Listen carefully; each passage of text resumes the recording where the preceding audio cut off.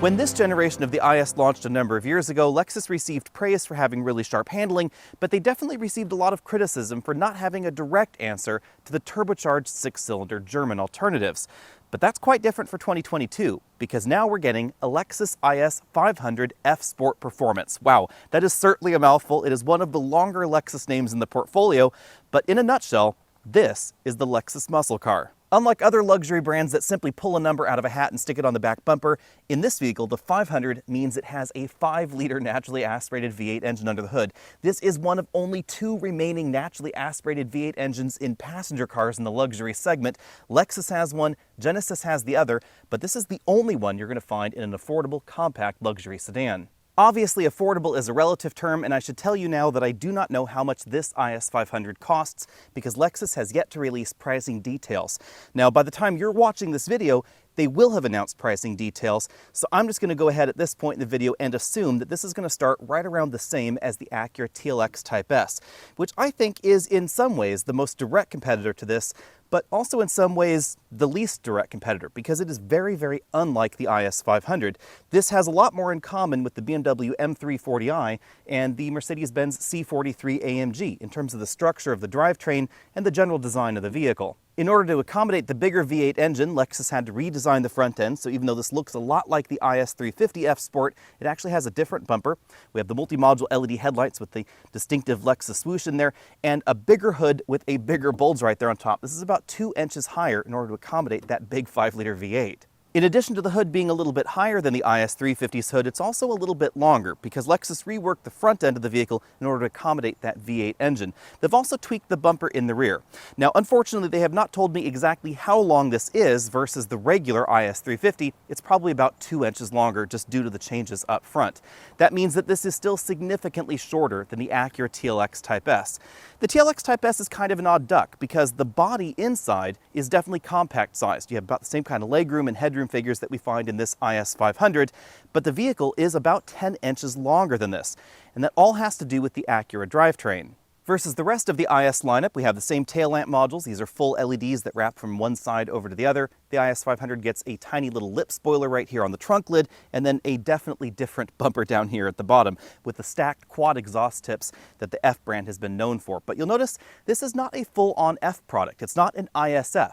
This 5-liter V8 produces 472 horsepower at a whopping 7,100 RPM and 395 pound-feet of torque at 4,800 RPM. Because this is not a turbocharged engine, and this is rear-wheel drive, not all-wheel drive, according to Lexus, this will go 0 to 60 in 4.5 seconds. This would logically be a little bit quicker 0 to 60 if it had all-wheel drive, and of course it'd be faster if it had twin turbos on it, but that's not the mission of this particular F model. Purists might argue that F Sport and F Performance are watering down the F brand, but logically other manufacturers are doing it with AMG and with M, so why shouldn't Lexus do the same here? The difference is that a full-on F product will receive more body changes. You'll definitely notice that in the RCF.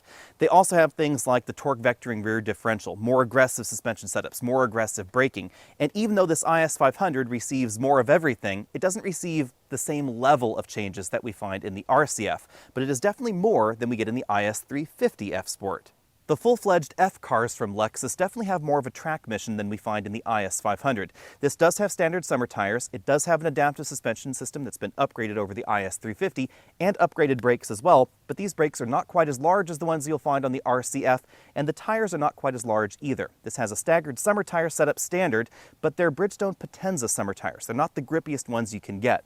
Up front we have 235 width tires, out back we have 265 width tires. Those do seem a little bit narrow to harness nearly 500 horsepower from under the hood. When you're not driving aggressively, Lexus has a whole suite of active safety systems standard on this model to keep things from going pear-shaped too quickly. Adaptive cruise control is standard, as is autonomous emergency braking with pedestrian detection, blind spot monitoring, cross-traffic detection, auto high beams, lane departure warning, and lane keep assist. All those are standard on the IS 500, just as they are on pretty much every Lexus sold in North America. The driver's seat in this model has proved quite comfortable for me over a week, but I do wish this seat was more adjustable. It has just a two-way adjustable lumbar support, and the passenger seat has no adjustable lumbar at all. We have a manual tilt telescopic steering column with a reasonable range of motion, but you should know that a lot of the competition will have more adjustable and slightly more comfortable seats. One thing worth noting is that the side bolsters are not adjustable at all. They're just fixed into place. So if you're a little bit wider than I am, you might find these seats a little bit narrow and they cannot be adjusted. But by the same token, if you're skinnier than I am, you might want the bolsters to be a little bit closer in, and the lack of adjustable bolsters does mean that's going to be a little bit tricky. Jumping into the rear seats, we find 77 inches of combined legroom. Interestingly, that is almost exactly the same number that we find in the Acura TLX. Again, remember, even though the TLX is mid-sized on the outside, it's compact-sized on the inside. With this front seat comfortably adjusted for me at 6 feet tall, I have about 4 inches of legroom left. This is a rear-wheel drive vehicle, so there's a pretty sizable hump right there in the middle. Scooting over to the middle, there's definitely not a lot of headroom. I'd really have to crane my head to one side in order to sit there in the middle, but you could definitely put smaller people there. Scooting over to the right side, the footwell is a little bit tight, but I can just barely squeak my knees right here. This front seat is all the way back in its tracks. The rear seats have a definite bucket profile to them, which definitely makes us a bit more comfortable if you happen to be sitting in the rear seat and the driver is doing some spirited driving. We also have a fold-down armrest with 2 cup holders that pop right there out of the front. Behind the trunk lid, we find just under 11 cubic feet of cargo space. That's pretty similar to what we see in the Genesis G70, also a direct competitor to the Lexus IS, and a little bit below what we see in the Acura TLX. That gets 13.5 cubic feet. Although it's worth noting that the trunk in the TLX is not necessarily more practical than the one that we find in this model. One of the reasons the trunk is a little bit smaller than the German alternatives is because of this unicorn right here under the load floor. This is actually a temporary spare tire, and you can see it's been designed to wrap around those larger brake rotors and brake calipers. If you were willing to give up the tiny spare tire, you'd actually find about the same kind of cargo room in here as in the larger options in the segment. In the exclusive Alex and Auto's Trunk Comfort Index, I'm going to give this cargo area 8 out of 10 points because it is relatively spacious, although you should know that the trunk hinges do impact the cargo area just a little bit. And of course, the IS has to get bonus points for having that spare tire under the floor. As we look around the interior, you should know that this is a pre-production prototype, and this also doesn't have all the options available on it. Above the driver and front passengers' heads, we just find a plain roof, no moonroof right there. The driver and front passenger have height adjustable shoulder belts and 4-way adjustable headrests. The upholstery in this model is one of Lexus's imitation leather products called New Lux. It does a really good leather impersonation, and supposedly it will also last longer than real leather. These seats are perforated because they are both heated and ventilated. It's a little bit difficult to tell on camera, but the front doors have inserts made of the same material as the seats with a textured pattern going on right there in the middle of the door, and this interior definitely is very, very, very black. It's black on black on black. The dashboard uses the same triple-tier design that we see in the other IS models, so we have an injection-molded upper section there, injection-molded mid-section, and then hard plastics lower, sort of a bump-out right there for that glove box. The glove compartment itself is tiered. There's a slot right there where you could put the instruction manual, and it's mainly a slot-style glove compartment. I was just barely able to fit a 10-inch tablet inside. In the middle of the dashboard, we have a widescreen infotainment system. This runs Apple CarPlay or Android Auto. The interface is basically the same as the one that we've seen out of Lexus products for a while, but the big difference is that this screen is now a touchscreen. Although you should know that there are still features within this system that require you to use the touch controller in the center console. For instance, if we're on the factory mapping interface, there's no way to get back to Apple CarPlay, which I do think is kind of an odd twist. Below that, we have 2 large air vents, an analog clock, the engine start-stop button right there, the touch controls, and physical controls for the 2-zone automatic climate control. We have a slider right here for the temperature, then the rest of those are physical buttons. Some buttons for the infotainment system right there. Mark Levinson logo, this does have that particular option. And then we have the controls for the heated and ventilated front seats. The gated shifter uses the same design as other Lexus models. There's a manual mode over there to the left. We have paddle shifters in the back of the steering wheel, or you can toggle the shifter to change gears. This is the drive mode selector. You rotate it around for Eco, Sport, and Sport Plus, or you press it down for normal and the custom mode. There's a snow mode, brake hold right there, traction control disable. This is the touchpad controller for the infotainment system. This is one of my least favorite input methods, but I do think it's a little bit easier to use than the joystick that we've seen in other Lexus products. Now, this is one of the last Lexus products to use this particular interface because they are going touchscreen only with the new Lexus NX. We then have 2 large cup holders over there. Under the armrest, we have a moderately sized storage area where we find 2 USB inputs for the infotainment system, an auxiliary input, and a 12-volt power port. On the driver's side, we have a somewhat small full LCD instrument cluster with a physical ring that slides side to side. There's some auxiliary gauges right in there, but this gauge doesn't look quite as snazzy as the ones that we find on some of the German alternatives. The steering wheel is a round 3-spoke design with an F-Sport logo right there, perforated leather sections in the middle, then large paddle shifters on the back. There's down over there on the left and up over here on the right. These controls control that multifunction LCD instrument cluster. We then find controls for the adaptive cruise control system on a stalk and on the steering wheel, some infotainment buttons over here on the left side. To the left of the steering wheel, we have an unusual knob for a vehicle that has a naturally aspirated V8 engine. It's this ASC control. This allows you to dial up or down the amount of fake engine noise that we get in the cabin. Pretty much every luxury auto manufacturer pipes some sort of augmented reality noise into the cabin. I appreciate the fact that Lexus gives you the ability to turn it up and down, but I would kind of like an on-off button as well. It's worth noting that when this is at its lowest setting, it does not appear to be completely off. And I think that's a little bit weird, because this engine sounds really good.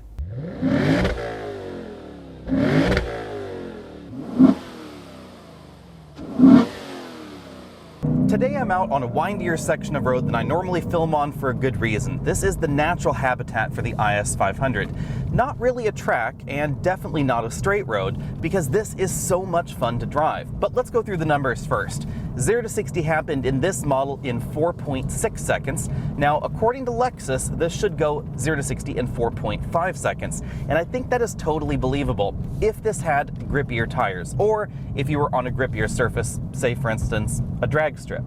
Now, out on regular road surfaces, there is just so much wheel spin in the rear that 4.5 seconds is going to be a little bit tricky on most paved surfaces. 60 to 0 happened in this model in 115 feet, which is a little bit longer than some of the European competition.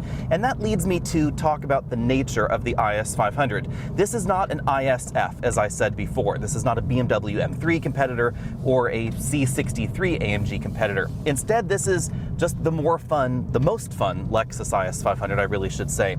This reminds me a lot of a Lexus muscle car in the same way that the RCF does, but perhaps to a slightly different degree than the RCF, because the RCF certainly is more of a track-focused vehicle. It has even more aggressive brakes, it has a torque vectoring rear differential, etc. And this has a big engine up front, an 8-speed automatic transmission, and just a limited slip differential in the rear. So this does not feel as nimble as the RCF does out on the same road here, and this road is not exactly the grippiest road around, but this is an awful lot of fun to drive. It has the steering precision that we find in the rest of the IS lineup. I actually like the steering feel a bit better in the Lexus IS than the corresponding BMW models that are currently on sale in the United States. Lexus has done a really great job tuning the steering feel. I sound like a broken record here, but as you'd expect with electric power steering, there's not a lot of feedback from the front tires, but the steering rack is very precise, and I think the steering ratio is exactly right for this kind of car. When it comes to handling, I'm absolutely going to give this an A.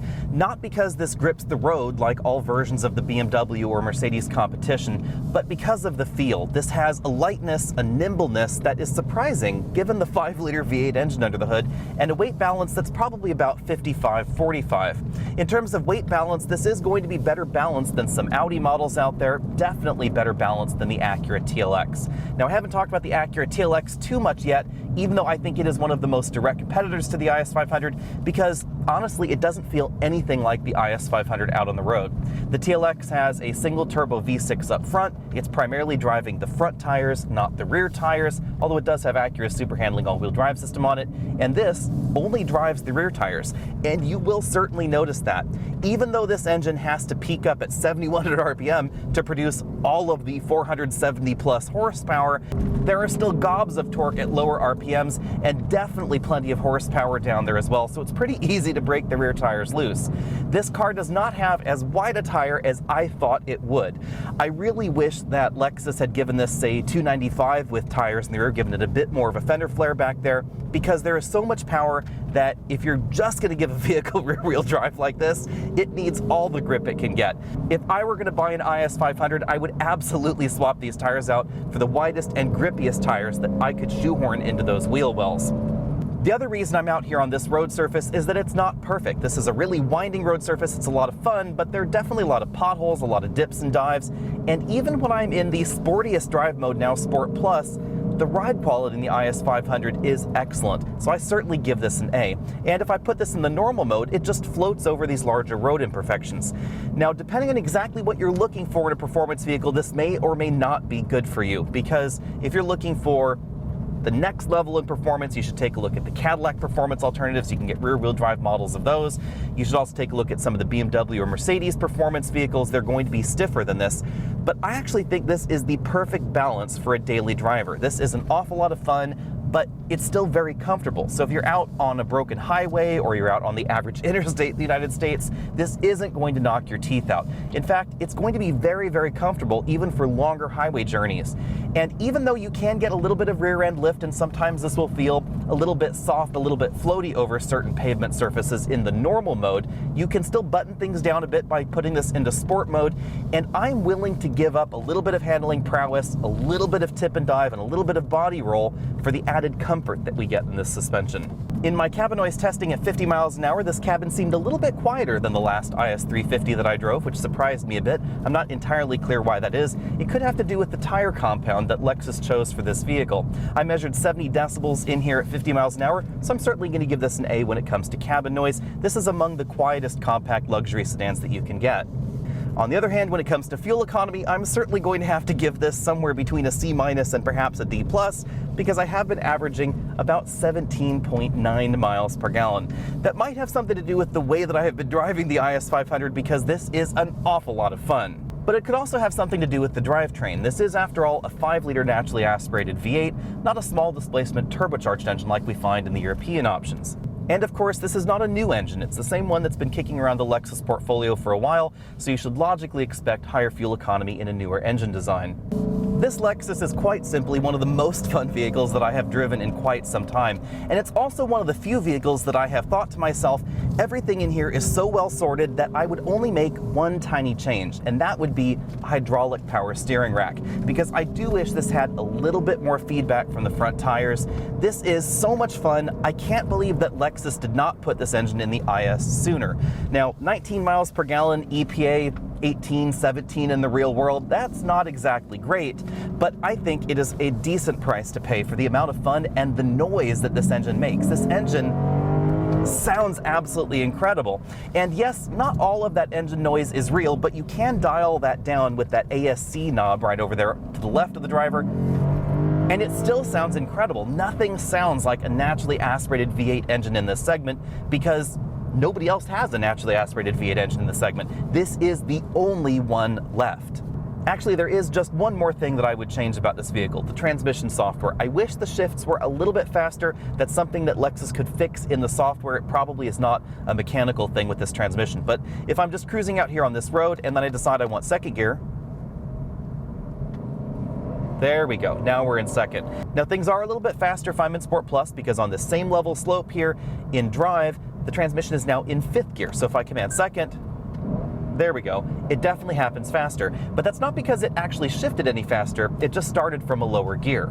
Here it is, guys. Lexus has sent me the final specifications and pricing details for the IS500. Sometimes this happens this way, where I drive the vehicle first and I have no idea how much it's going to cost, and then they send pricing later. So let's dive into a few of the specifications here first. They say that the 19 mile per gallon combined fuel economy is official. Again, we have that Torsen rear limited differential. A lot of standard feature content here: the triple beam LED headlights, LED taillights. We also have the new Lux interior trim, 10-way power driver's seat, the F Sport Performance logo, scuff plates, all that kind of stuff there too. The Yamaha variable adaptive suspension system, Yamaha rear performance dampers, paddle shifters, blah, blah, blah, blah, blah. The Mark Levinson 17-speaker sound system is standard. It's not an option, so it is pretty well equipped for the base price here. Navigation is also standard, as is the 10.3-inch infotainment system and the Lexus Safety System 2.5, which includes adaptive cruise control, lane centering, all that sort of stuff. Blind spot monitoring, rear cross traffic detection, that is all included as well. So bearing in mind that there is a reasonable amount of standard equipment, I have to say I'm still a little bit surprised by this price tag. It starts at $61,000. The model that I was driving also had a premium paint option for $500 and a $1,075 delivery, processing, and handling fee. So price as tested here that you saw on the video, $62,575. Now, unfortunately, I didn't have as much time as I would like with the IS500. I suspect I could have gotten a little bit closer to the manufacturer's stated 0 to 60 time if I'd really had the opportunity to keep testing it, try and find the right way to launch the vehicle or the right surface to launch the vehicle, because the tires definitely had a little bit less grip than I would like.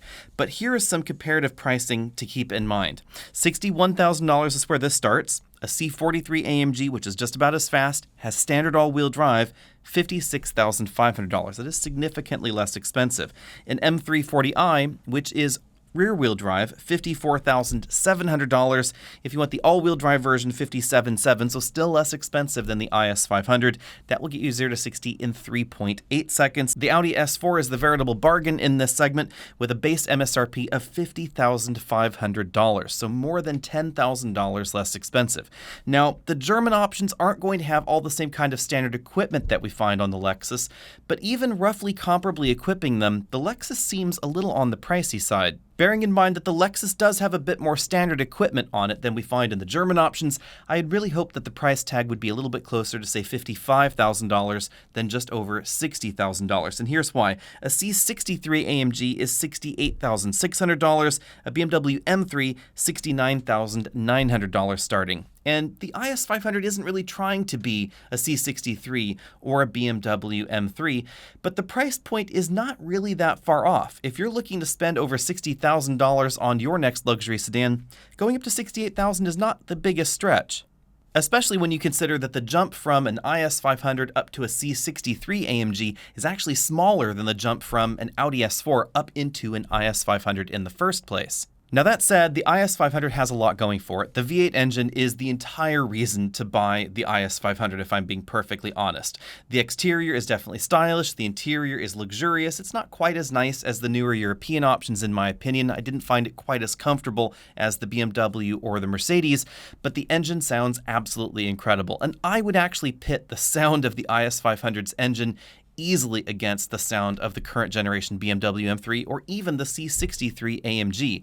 The naturally aspirated engine and the fact that there is nothing interfering with the sound of that engine through the exhaust pipes, there's no turbo, there's no supercharger, it's just pure unadulterated V8 engine noise, is definitely a reason to buy the IS500. Also, this is going to be one of the last of its kind. We aren't really going to be seeing any naturally aspirated V8 engines in the future in luxury cars in North America, it seems, and the ages of twin turbocharged or supercharged V8s are probably nearing their end as well. And of course, on top of that, the IS500 is likely going to be the most reliable entry in this segment. So if you're looking for the next level of performance, an excellent exhaust note, and you don't want to pay too much to maintain the vehicle, the IS500 could be an excellent option. If, on the other hand, you're just leasing the vehicle, keep in mind that it is a little on the thirsty side and something like an M340i is going to be more efficient. Let me know what you think about that down there in the comment section below, and of course stay tuned because hopefully I will be able to get my hands on an IS500 for a complete week. If nothing else, just to enjoy the IS500's V8. Of course, I will also be doing a full video review at that point in time. In the meantime, be sure and find me over at facebook.com/AlexNautos, Instagram, all those other social places. You can find merch at the merch store at aoamerch.com, and I'll see all of you next week.